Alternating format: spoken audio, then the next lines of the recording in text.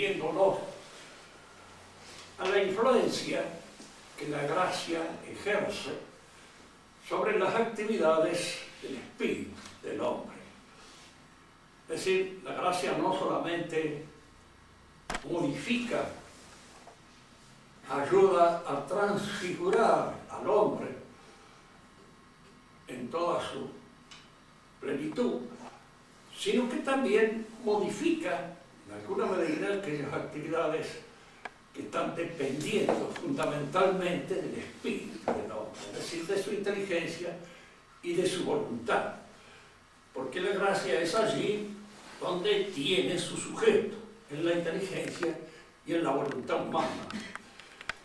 Y habíamos dicho cómo al asumir el cristianismo, la cultura, la civilización grecolatina, al mismo tiempo que asume esa civilización, las actividades principales de esa civilización son también, en alguna medida, transfiguradas por el trabajo que ejerce la gracia a través de la inteligencia y de la voluntad humana.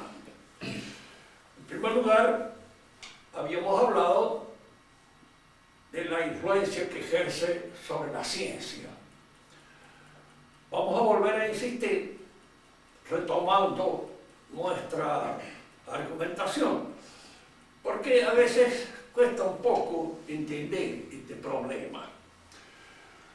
El racionalista siempre dice que el cristianismo no puede influir absolutamente nada sobre la ciencia, porque la ciencia es algo que depende de la razón.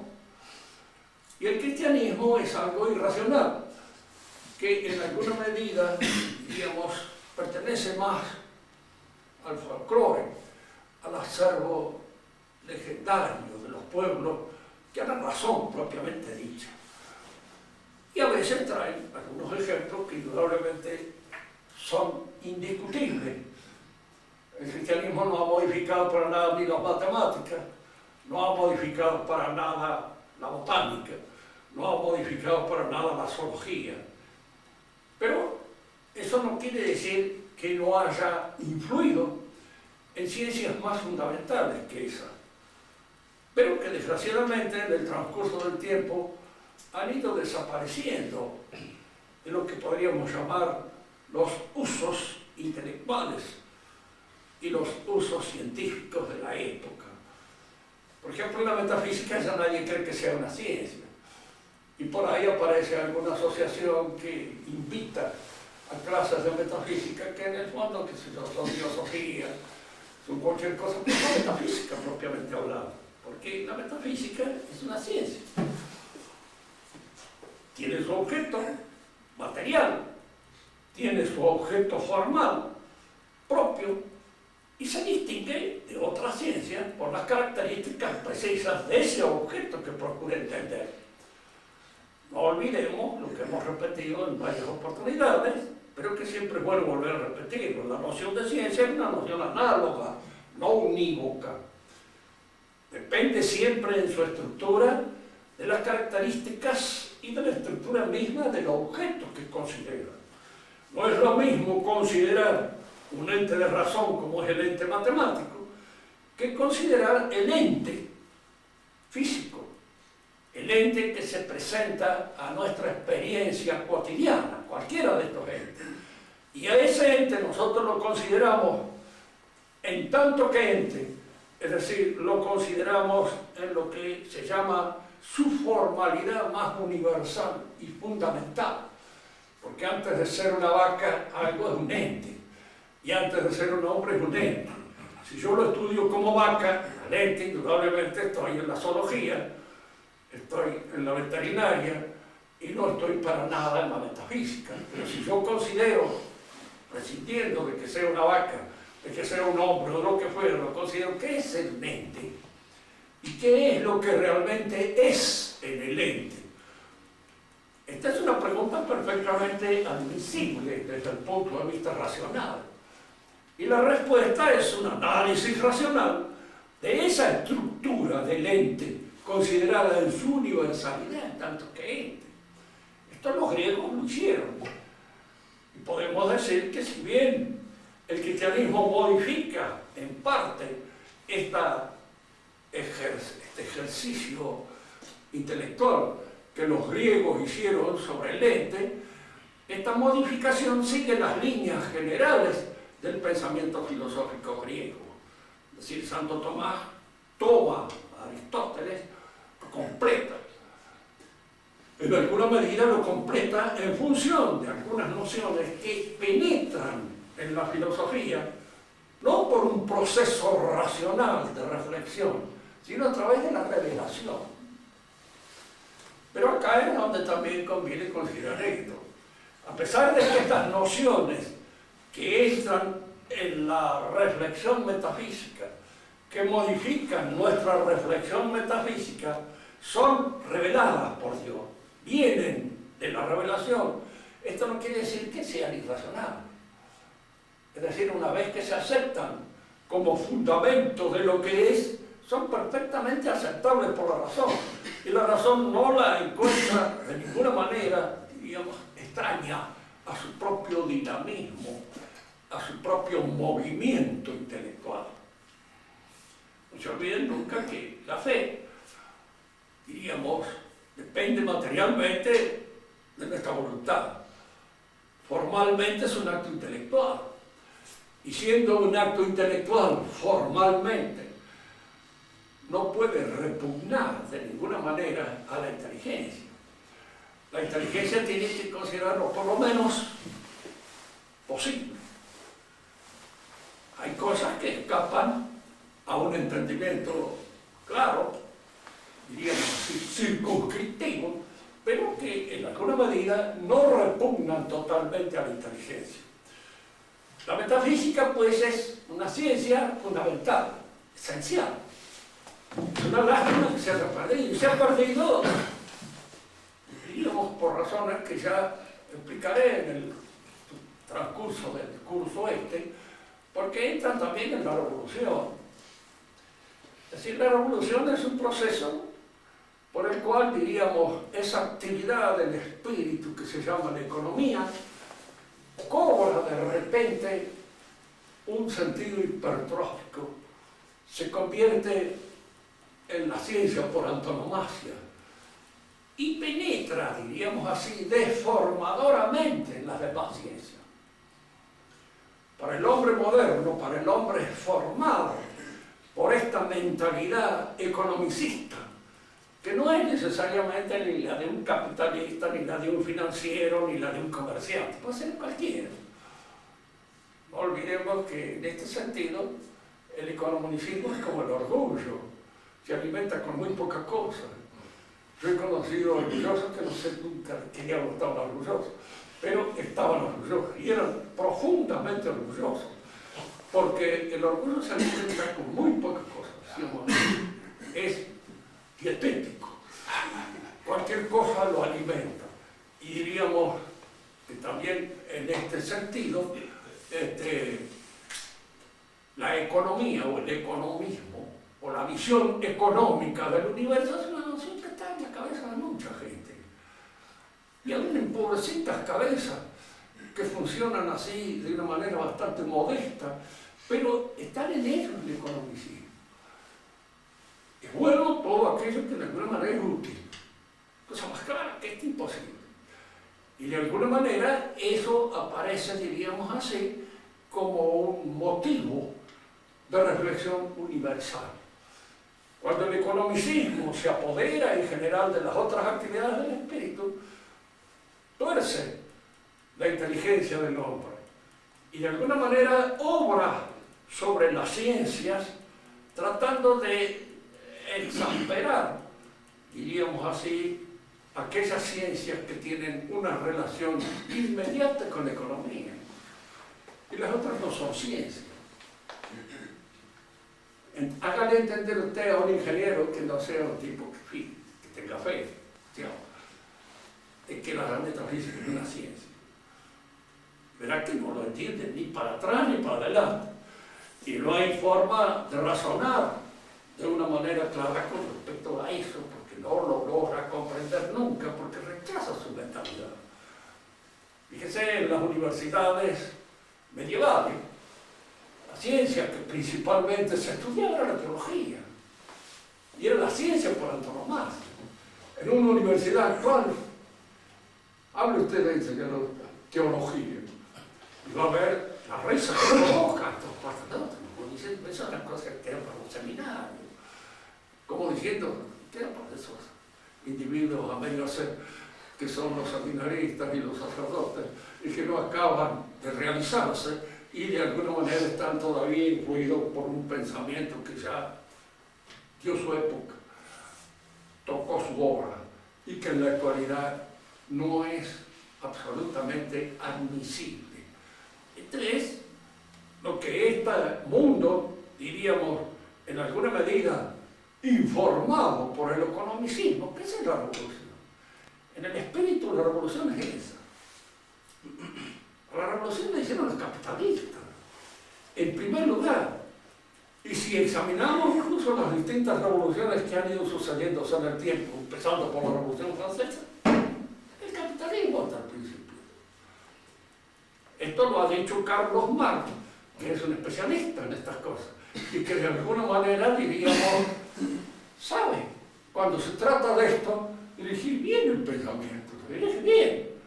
Y Carlos Marx, prescindiendo de todo lo que puede caer en la utopía marxista, es un pensador, es un falso profeta, pero no olvidemos lo que decíamos en la clase anterior, los falsos profetas son falsos, pero son profetas, y en alguna medida hay en ellos cierta profecía. Carlos Marx establece claramente cómo la revolución comienza con el auge de las finanzas y del capitalismo. Y es este auge que va rompiendo los cuadros de la vieja sociedad, a los cuales vamos a hacer una referencia cuando hablemos de la transfiguración del orden social. Fíjense que nosotros, en fin, como católicos, estamos pegados todavía a los elementos de la tradición católica, tenemos una manera de pensar bastante anacrónica, pero aún a pesar de eso, y a pesar de esos beneficios negativos que sufrimos y que nos permiten tal vez entender muchas cosas que otros no entienden, todavía hay estas cosas que se nos escapan un poco de nuestra reflexión, porque no hemos reflexionado bien sobre eso. Bien, decimos entonces que la metafísica es perfeccionada por una serie de principios que el católico, el cristiano, yo digo católico porque sabemos bien que el cristianismo tiene una acepción vaga, indiscernible, y no se sabe bien qué clase de bichos puede ocultar eso que se llama cristiano. Ya el catolicismo mismo empieza a ser una cosa bastante fluctuante, mucho más lo es el cristianismo.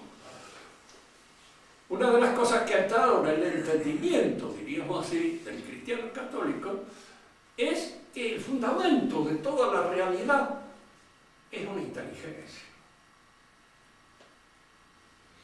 Y acá es donde nosotros tenemos que hacer esta pregunta. ¿Qué es lo que es? Lo que verdaderamente es. Esta pregunta se le hicieron los griegos. Indudablemente trataron de responder de la mejor manera que podían, según los datos que recogían intelectualmente de esta reflexión sobre el ente. Y rumbearon bien.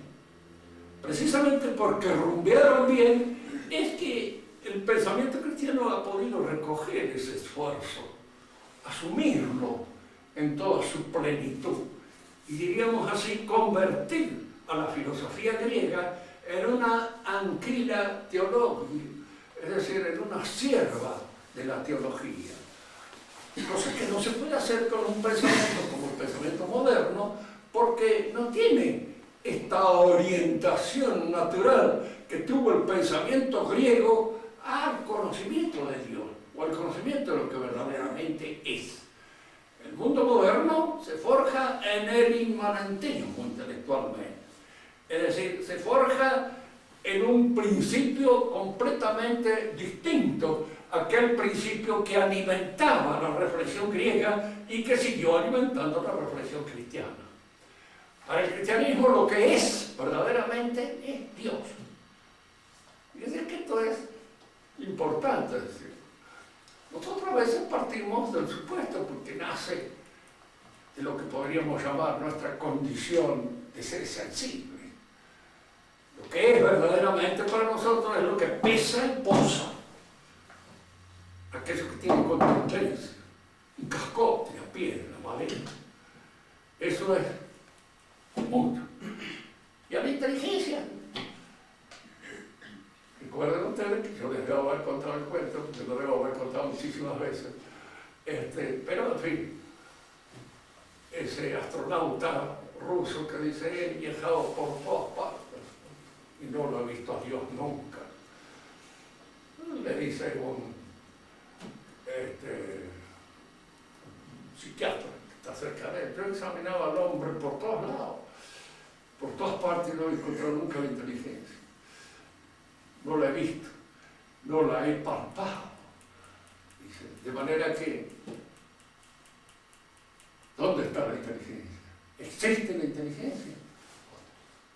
Entonces le pregunta, claro, uno dice, mire, yo diría que sí, porque hay movimientos intelectuales que permiten suponer la existencia de esa facultad en aquel que realiza esos movimientos.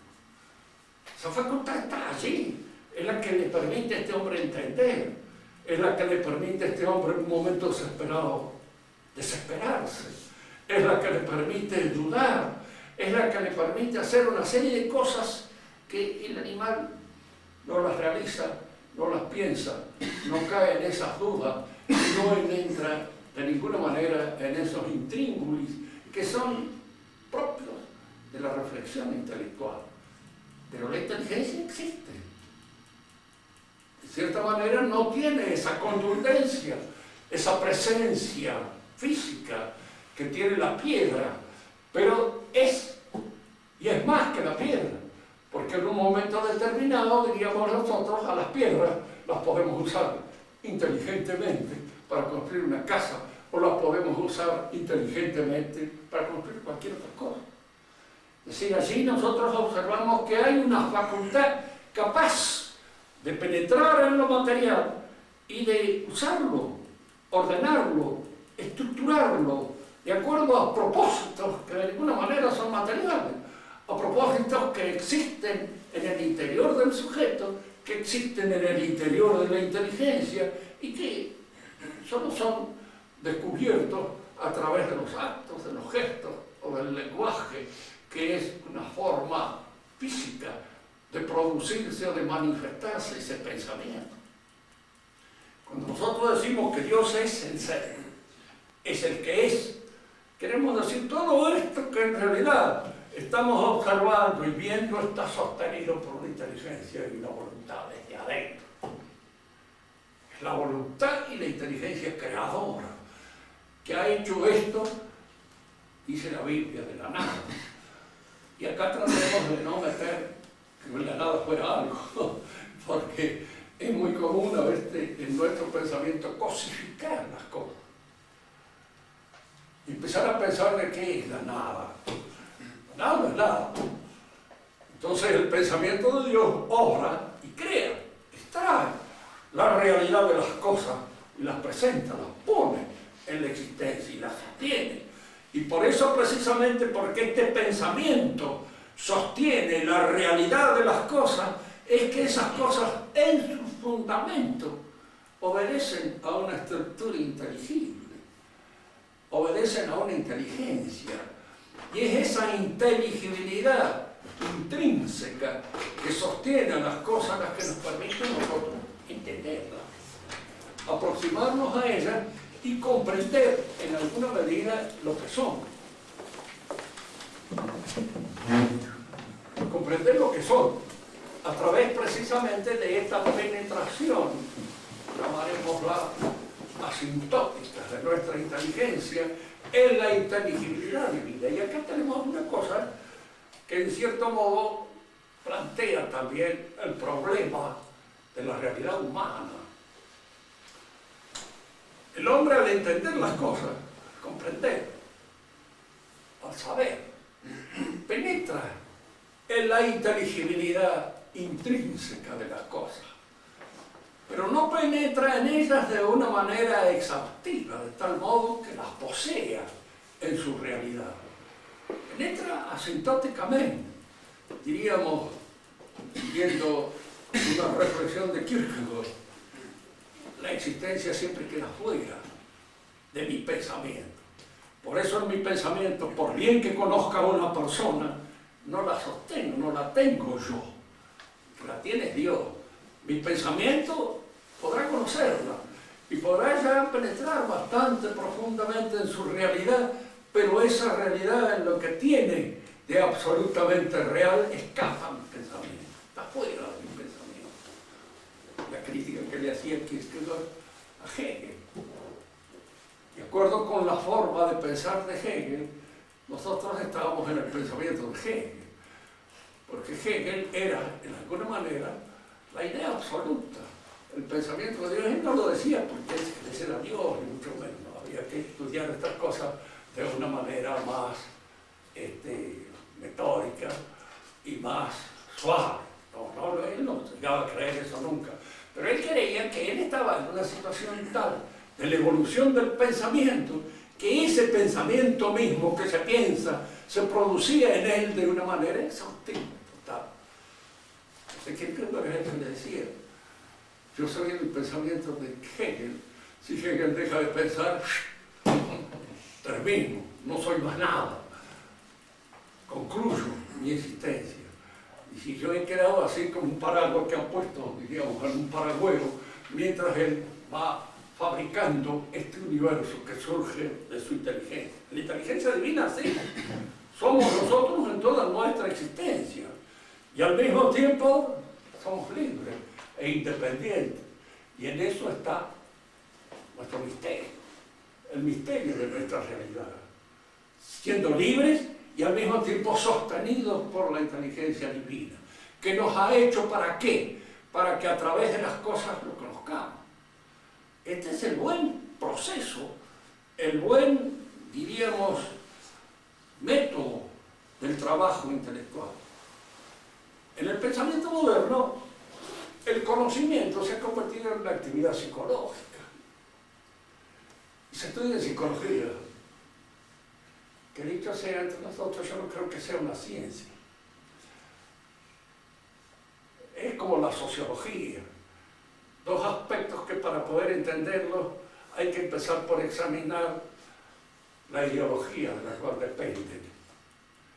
De qué fabricación, de qué artificio intelectual están dependiendo. Ese es el mensaje. Para el pensamiento tradicional, el conocimiento es un acto espiritual. Y al decir que es un acto espiritual, se quiere decir simplemente es un acto por el cual la inteligencia del hombre, a través de las cosas y del conocimiento sensible que de ellas tenemos, penetra en la inteligencia divina, que sostiene la realidad de las cosas. Por eso hay, digamos nosotros, una especie de inclinación, de movimiento natural del hombre hacia Dios. Y este movimiento natural del hombre hacia Dios se da en el conocimiento, precisamente. Y a través, indudablemente, como nosotros no somos Dios y nuestra inteligencia no es totalmente exhaustiva en su conocimiento de las cosas, es que nos podemos equivocar y nos podemos errar. Fíjense que la dificultad a veces del kantismo, que es un psicologismo y un logicismo, que hace depender el conocimiento de las cosas de la estructura de nuestro entendimiento, lo que no puede él interpretar nunca es el error. No se olviden de este hecho. Una teoría es buena mientras da cuenta y razón de los hechos que están incorporados a su explicación. Pero cuando hay un hecho que escapa a su explicación, hay que modificarla, hay que cambiarla. Ya no sirve. Es una teoría pasada. En el caso, por ejemplo, de Kant, no es que, porque muchas veces la gente tiende a creer, yo entre ustedes estoy como en familia, pero a veces cuando uno tiene que dar clases a alumnos, hay algunos, no del todo imbéciles, que en alguna medida tienen sus objeciones, y que son objeciones más o menos inteligentes. Una de las cosas que creen es que nosotros amor o muerto, gran lanzada. Siempre acabamos teniendo razón, liquidándolo a un filósofo, diciéndole que te equivocaba por esto, por otro. Por supuesto que para nosotros, si se inicia mal el rumbo del conocimiento, la conclusión va a ser errónea, siempre, inevitablemente. Pero, prescindiendo de eso, cuando nosotros leemos a los epígonos de Kant, son ellos los que descubren el error del pensamiento kantiano, son ellos. En alguna oportunidad hablaré un poco más de esto, para darles a entender de cómo Kant, para él, la cosa en sí es desconocida. Las cosas son conocidas en tanto penetran en el área de mi entendimiento. En tanto son forjadas por los principios, las formas a priori de nuestro conocimiento. Es nuestro conocimiento el que da a las cosas su inteligibilidad, el que da a las cosas su esencia. Y ese conocimiento nuestro, ¿en dónde se expresa? En los juicios, y especialmente en los juicios científicos. Eso dirá Kant. Y la pregunta que se le hace, siguiendo a él, ¿y qué son los juicios? Entonces acá aparece la dificultad de Kant. Porque si él dice que son fenómenos, que es lo único que puedo conocer, entonces no son los juicios los que yo conozco, sino las proposiciones gramaticales que llevan a esos juicios.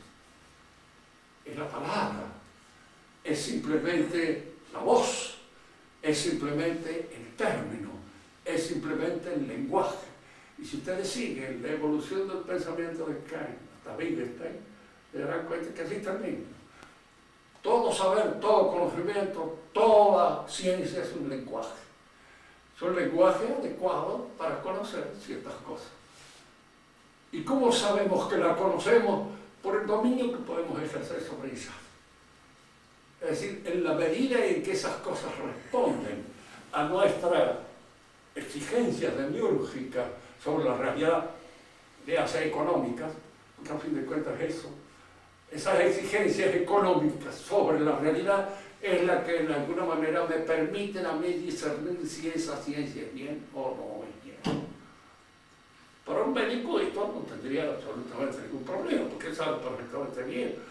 Si conoce puede curar, y si no puede curar es porque conoce mal, y porque de alguna manera ha interpretado. Pero hay un montón de otras disciplinas científicas que no son tan fácilmente, digamos, descubribles en su relación con la posesión técnica del orden real.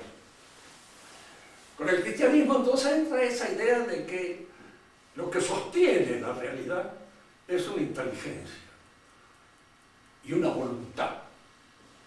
Por eso, pero una inteligencia y una voluntad que están en una relación intrínseca, absolutamente inmodificable.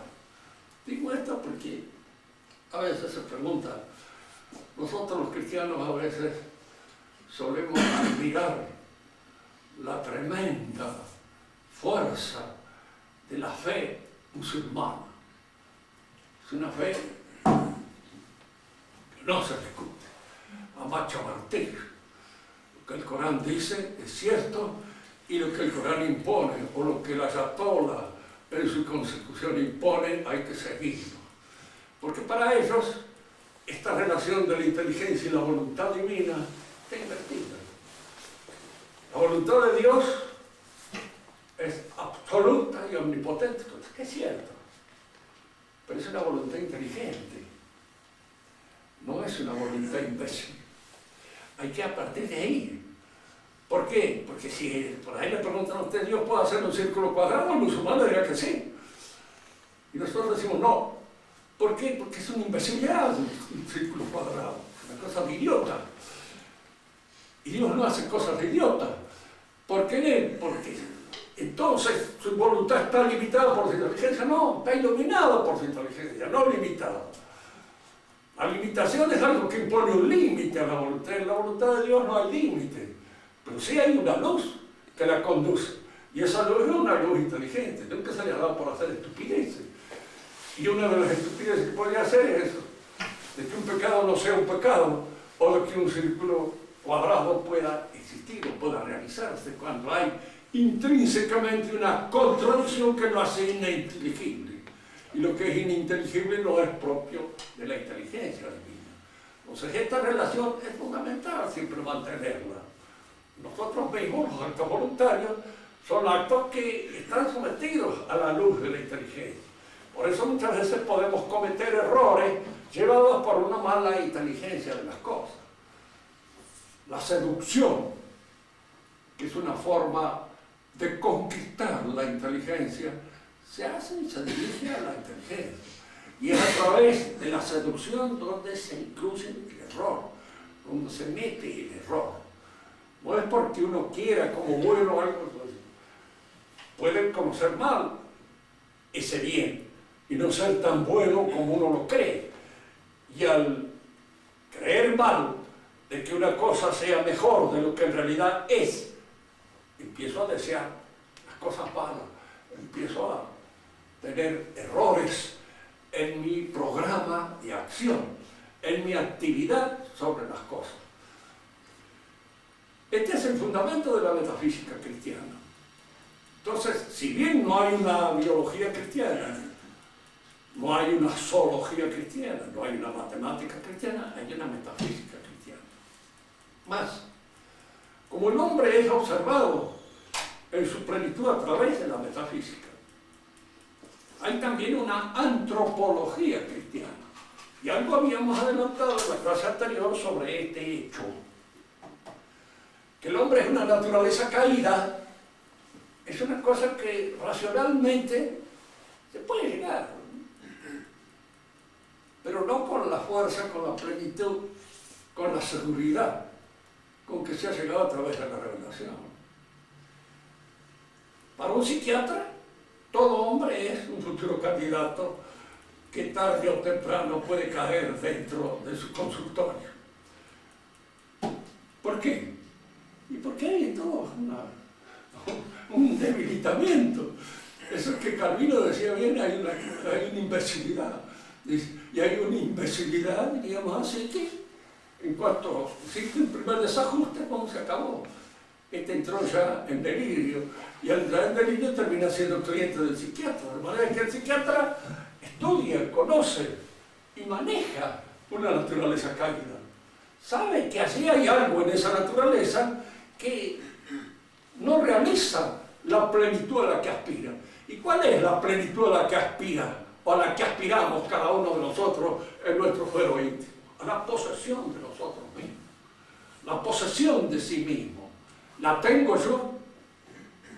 No puedo decir que no la tengo, con toda seguridad, porque en un momento determinado pierdo el control de mi automóvil, y al perder el control caigo en pecado, caigo en cosas que son defectuosas, como consecuencia precisamente de esa, diríamos así, desarmonía intrínseca dentro de la cual vivo y la que nos hace ser precisamente pecadores.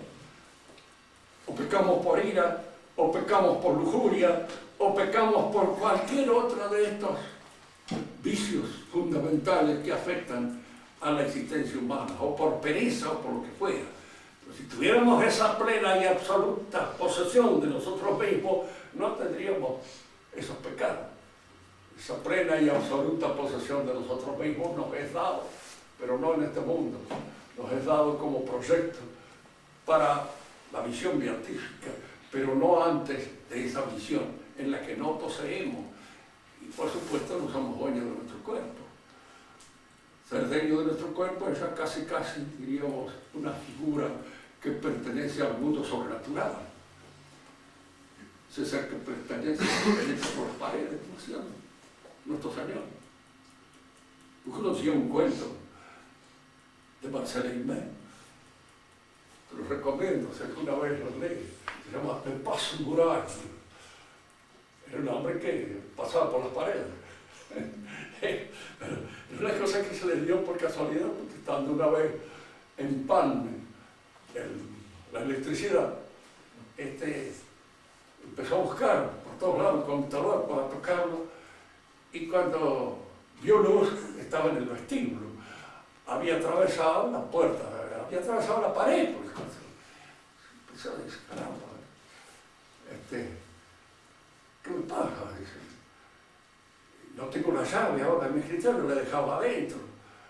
Bueno, dice, cierro los ojos y trataré de pasar como salí, y bueno, pasó lo más bien, y atravesó la pared y por el otro lado.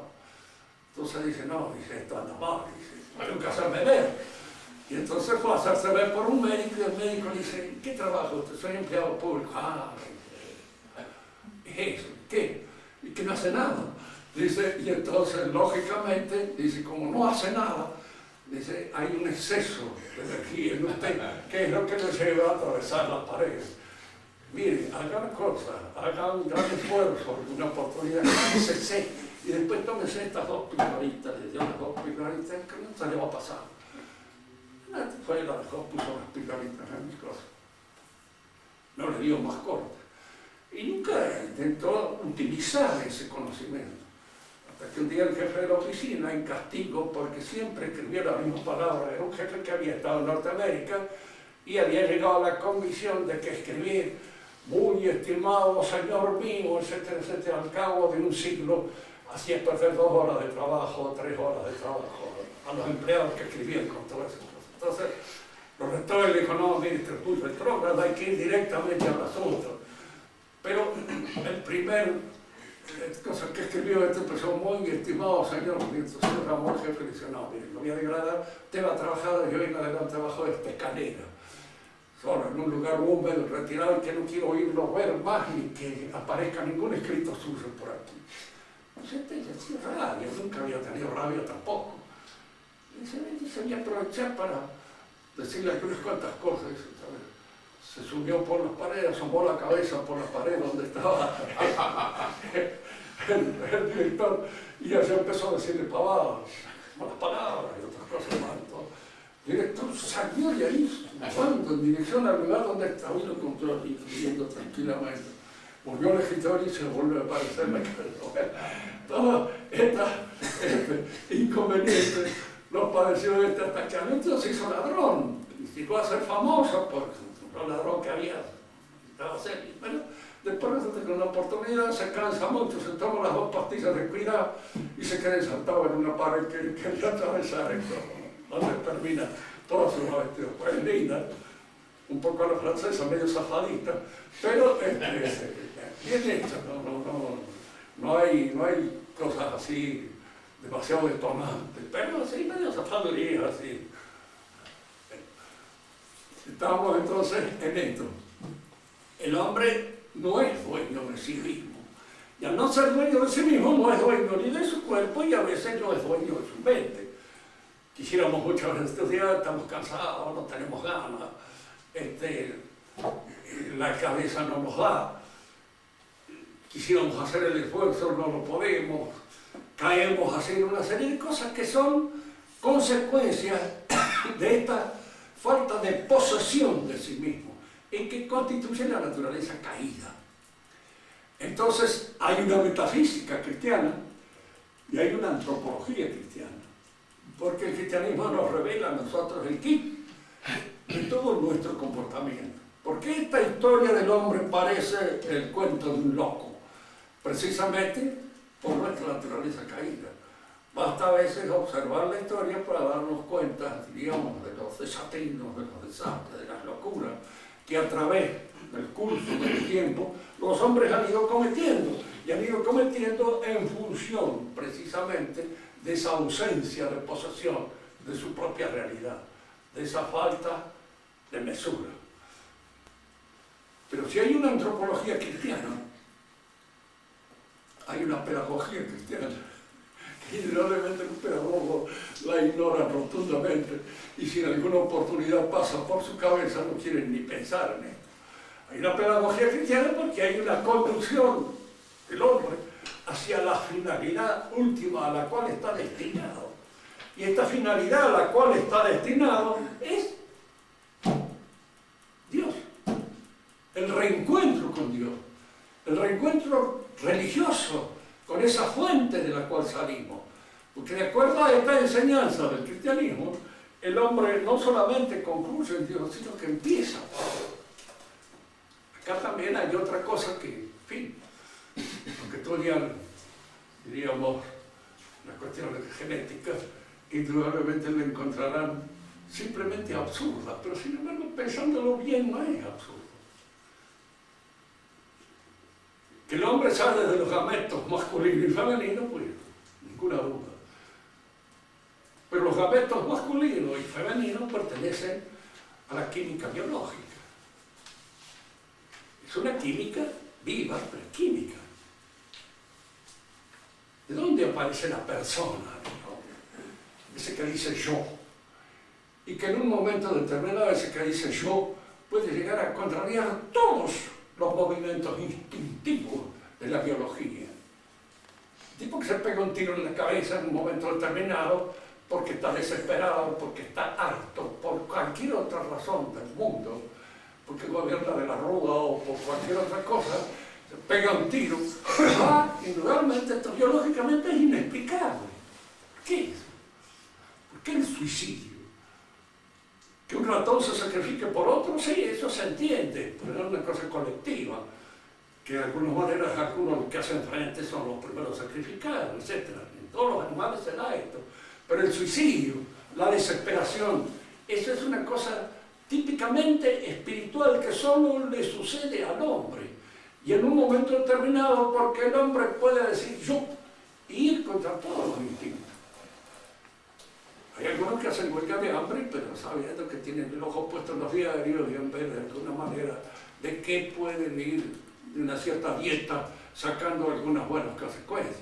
Pero hay algunos que lo hacen en serio y se han muerto de hambre. Y se han muerto de hambre como consecuencia, diríamos, de ese dominio sobre su propia realidad que adquieren y que tienen. Entonces, esta capacidad, este dominio, esta inteligencia y esta voluntad personales que se encuentran en el hombre no se explican, diríamos así, pura y exclusivamente de una manera bioquímica. Hay acá un salto a una nueva realidad. Y si nos vamos a hacer caso a Pasteur, esa nueva realidad no puede brotar de la nada, no puede surgir de golpe, como un elemento mágico. Y entonces hay que admitir que hay una voluntad y una inteligencia que interviene en la concepción del hombre y que da su voluntad y su inteligencia a ese nuevo ser que aparece ahora en el universo. Y los que somos padres sabemos que no es nuestra esa voluntad y esa inteligencia. Que a un hombre no se lo hace con voluntad y inteligencia. Se sigue, en cierto modo, el curso de la naturaleza, pero no interviene uno con su inteligencia y su voluntad. En eso a nosotros nos gustaría que nuestros hijos salieran así, de esta manera, adelante, y salen como salen. Es decir, de alguna manera nos salen a veces, por desgracia, no solamente distintos a nosotros, porque en eso podría haber consuelo, ¿no? Pero salen contrariando todo lo que nosotros esperábamos. De manera que no son el producto de nuestra inteligencia ni de nuestra voluntad, sino de nuestra corporalidad vegetativa. Es la que interviene en la producción. Entonces, ¿de dónde nace la inteligencia y la voluntad? ¿Qué inteligencia y qué voluntad es capaz de crear una inteligencia y una voluntad? Ese es el razonamiento teológico. Y allí interviene la inteligencia divina que es capaz de transmitir una inteligencia y una voluntad a los gametos masculinos y femeninos que se unen. Por eso diríamos nosotros que el gran pecado del aborto está precisamente en eso, crimen, que rompe la intervención divina. Una mala o maligna, digamos, mentalidad podría decir, ¿por qué Dios permite que salga un chico de un frasco? No sé por qué lo permite. ¿Cómo saldrá del frasco? No sé tampoco, porque todavía no hay del todo excelentes resultados, no sé, ni tampoco vaticino, diríamos así, pronósticos, a lo que no estoy dotado para hacerlo. Yo calculo que el hombre nace bien cuando nace del amor. Y entonces sí, si es capaz de nacer del amor de la mujer, hay algo en él que lo ayuda a su realización y a su ser. hecho fríamente en un frasco, no sé qué resultado traerá con posterioridad. Supongamos, de hecho, que los chicos criados en una incluso suelen ser a veces bastante desequilibrados y mal dotados, incluso mal. Ese desequilibrio a veces se produce entre los hijos de matrimonio desencontrado, como consecuencia, diríamos así, de la inseguridad en que uno vive. Y esa inseguridad se provoca en el alma. Por eso Dios ha hecho las cosas para que nosotros sigamos el rumbo trazado por Él. Hay una pedagogía, pues, podemos llamar católica. Y si hay una pedagogía católica, hay una antropología católica, hay una política católica. El orden de la sociedad no puede desinteresarse del orden hacia el cual está encaminado el hombre. Y el desinterés de ese orden es fundamentalmente un pecado grave. Así se acabó la conclusión. El liberalismo es pecado. Indudablemente sí.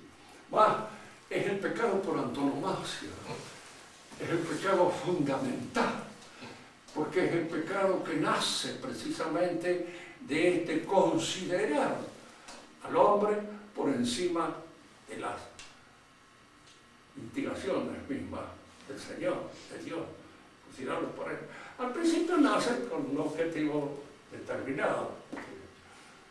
El liberalismo es la primera ideología, y la que nace, como decíamos nosotros, la revolución la hace los financieros, y las hace para destruir el régimen antiguo, el régimen en que los hombres se encontraban, diríamos así, más o menos, siguiendo el rumbo de las disposiciones naturales.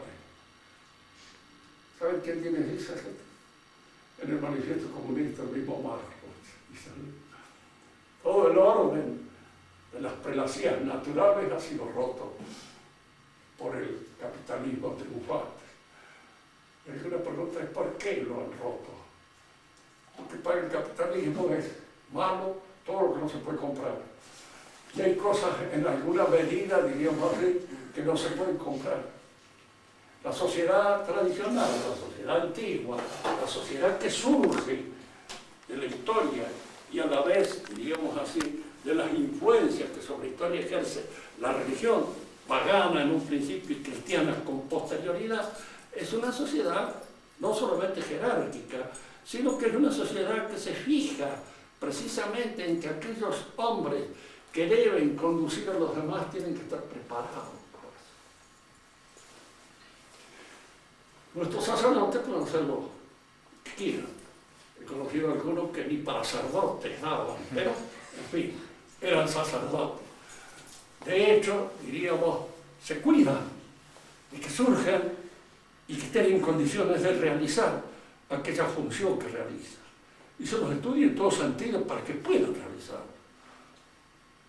En la sociedad tradicional, las clases dirigentes que dirigían el país eran cuidadas por la familia.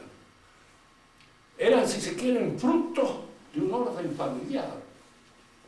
Estudió la historia de Roma y había una cosa así en la historia de Roma que siempre me ha llamado la atención. El que no tenía familia no era nadie en Roma. Nadie en absoluto. El self-made man no existía. Uno tenía que incorporarse a una familia si no la tenía a mano para poder realizar un proyecto político, porque si no, no podía realizar nada. César, que descendía de una gran familia aristocrática, los Julios, actuó en la época en que ya la aristocracia estaba en decadencia. Entonces se hizo adoptar por un plebeyo, que no es lo que nosotros pensamos. Nosotros a veces pensamos que los plebeyos son los pobres. Al contrario, en la época romana los plebeyos, muchos de ellos eran ricos, muy ricos, y muchos aristócratas, venidos a menos, no tenían en dónde sacar un céntimo. No. Todas esas nociones de plebeyos, aristócratas, han sido después utilizadas durante la Revolución Francesa, así con esos criterios, pero utilizadas por un zanahoria como Babeuf, que era tonto, Entonces hablaba de plebeyos y por poco nos llamaba patricios y aristócratas autoatorrantes, que eran los que estaban manejando la política en ese momento, ¿no? Eran palabras que se tiran a la cabeza y que se usan mal. La sociedad tradicional, entre ellos por influencia del cristianismo, cuidaba de que sus miembros, cuando llegaran al poder, no echaran a perder el olor de los apellidos, no lo arruinaran. Diríamos, algunos lo echaban a perder, no importa, porque para eso está el pecado, todos nosotros. Pero se cuidaba para que no lo hicieran. Al rey se lo cuidaba y se lo preparaba para que fuera rey, para que tuviera majestad en todas sus cosas. Lo mismo los reinos. Por eso cuando uno lee todas esas calumnias que se lanzaron contra la pobre María Antonieta durante la Revolución, dije, no, mire, es muy difícil tener en pie eso. ¿Por qué? Porque si ustedes, que son chicas, a fin de cuentas que pertenecen a nuestras clases medias, han sido educadas con un cierto sentido del honor, y hay porquerías que no se animarían a hacerlas, nunca jamás piensen en la forma de educación de una mujer que ha sido educada para reina y que de alguna manera ha recibido la impronta de esa educación y que, en fin, hay cosas que no las hacen. En la historia de Francia hay muchas lacranes y a los franceses les gusta mucho armar cuentos en torno, diríamos, a los enredos de tipo sentimental y todas esas cosas. Se hablaba, por ejemplo, de Ana de Austria casada con Mazarino. Se sabe hoy que nunca estuvo casada con Mazarino. Y Ana de Austria era una de esas reinas españolas con un orgullo de San Mil Bomba, de manera tal de que jamás se hubiera metido con un fachino como el pobre Mazarino. Era un sirviente de ella. Y de alguna manera tenía una cierta confianza, y se depositaba confianza, pero ella estaba siempre en su altura. Y desde esa altura es de donde dominaba. Esa sociedad se va a deshacer. ¿Por qué se va a deshacer? La influencia de la finanza. ¿Por qué? Porque las finanzas no quieren tener otras prelaciones nada más que las que ellas establecen. Y entonces se combate la nobleza, se combate la monarquía, se combate a la iglesia. Y se va creando esa oligarquía de juntamuto, que son las que manejan en nuestros países todas las cosas. Pero de segunda mano, porque ellos a la vez están manejados por los que pagan y los que ponen el dinero para la publicidad y para todas esas cosas. De manera que esos son en realidad los verdaderos responsables. Pero todo tipo vivo sabe que no es conveniente que uno exponga la cara u otras partes de su anatomía en lo que podríamos llamar el mando. Y lo ejercen a través de siempre estos zanahorias que son los que salían las patas, los puntapiés en el trasero. Cuando llega el momento determinado lo sacan y ponen otros. Ellos escapan a esta influencia. En las próximas clases seguiremos sobre esta conversación y veremos cómo, de qué manera también la gracia influye en esta promoción del hombre. Y a la vez en todas las cosas que están dependiendo de esa, en la política, en la economía misma. La economía para el cristiano debe ser un útil, un instrumento, no un fin. Fundamental esto. Cuando se convierte en un fin, hay una degeneración de los principios. Y es la degeneración que precipita el comienzo de la revolución. Es cuando la economía se convierte en una finalidad. Y, diríamos así, esta economía fundada en el enriquecimiento a toda vela es lo que va a dar el resultado de estos cambios económicos que producen la revolución moderna. Esto lo vamos a examinar con más detenimiento en otras oportunidades. ¿Alguna pregunta? Romina, ¿usted? No, sí, sabe nada. Cuando usted habla de que hay una antropología cristiano-católica, hay una pedagogía cristiano-católica, ¿Hay una? antropología o pedagogía, Sí. ¿La diferencia de otras o quiere solamente decir que esta es la única y verdadera y que las otras son desviaciones o por defecto de la verdadera que estoy diciendo? Bueno, de hecho nosotros creemos que esto es verdad de Dios, palabra de Dios, ¿no es cierto? Esto es lo verdadero y lo otro es falso. Y en alguna manera es falso y por lo tanto atrofia la realidad humana, la perturba atrofiadoramente, la reduce a un punto a veces de una bajeza increíble. Todo esto que se ha llamado los movimientos feministas, si hay algo atroz contra la mujer son todos estos movimientos. Eso es contrario. La feminidad tiene dentro del cristianismo punto extraordinario. A veces llegar hasta cosas ridículas en la cortesía, exageradas, pero que implican, diríamos así, el reconocimiento del valor de la mujer. Esas cosas, vamos a acordar a una sirvienta que teníamos en casa, que dice, qué feo es ser señora, decía. ¿Por qué usted va a la romería, no la toca, no le hacen nada? En cambio, ella se divertía lo suyo, porque no era una señora, no. Y también a veces, digamos así, esas nociones, así que se parecen hoy un poco perimidas, pero que son los que indican. La cortesía es el reconocimiento siempre de ese derecho imperfecto que los demás tienen al reconocimiento, su valor. Eso establece la cortesía. Y hay que tener cuidado porque generalmente los hombres muy corteses son los más bravos en un momento determinado de su vida, como consecuencia precisamente de ese valor que dan. Como ese caballero que desafió a otro porque se había retorcido el bigote delante de él. Y eso es una falta de respeto. No desafió a pelear, porque no tenía nada que hacer. Y era una época en que las peleas eran de veras. Muy bien. Las próximas clases esperemos que tengamos tiempo